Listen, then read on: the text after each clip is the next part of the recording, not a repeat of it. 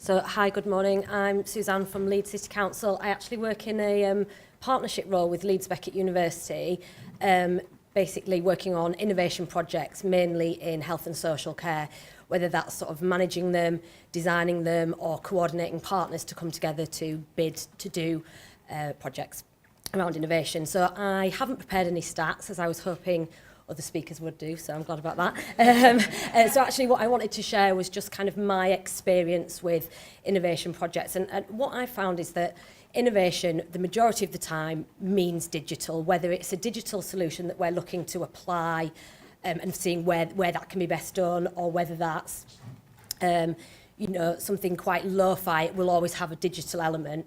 But actually that then, leaves out people because whether they've got it might be a lack of skills, it might be that because, they've never needed to be online or they've never needed to be digitally literate, so, why do they need to do that now? It might be that they're priced out, if somebody is making a choice between heating and eating, then obviously paying for a broadband connection is going to come quite far down that list. And also one of the really big things is just lack of interest.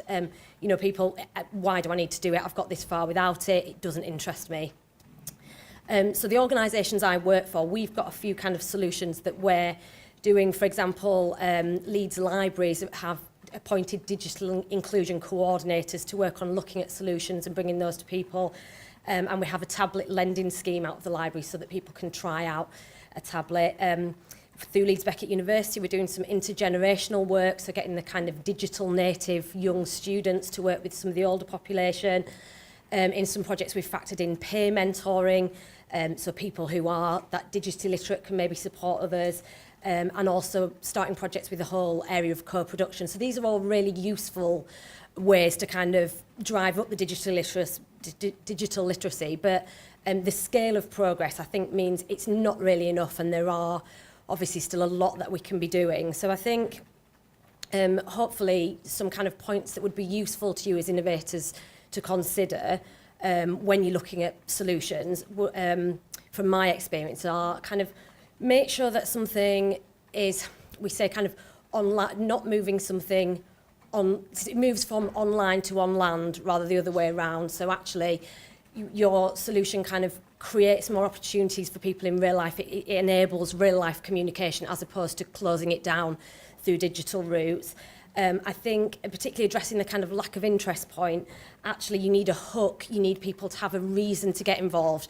So often the people I work with, if they've often got a tablet, the older people, and it's because their granddaughter was going to Australia and they wanted to Skype them. That's so often it's having that hook, having that reason for people to get involved.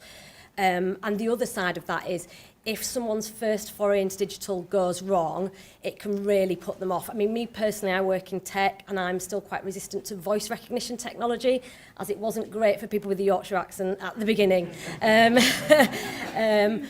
also I think we're facing a kind of myth that actually in 20 years this isn't going to be an issue because, it's kind of an older generation who they'll have grown up. Really, that isn't the case. The people queuing at libraries to get onto PCs, they're not all in their 60s and 70s. It's a vast array of people, and actually it's often people who are kind of the lower end of the inequality spectrum, but actually these are people with the most to gain if they are engaged properly.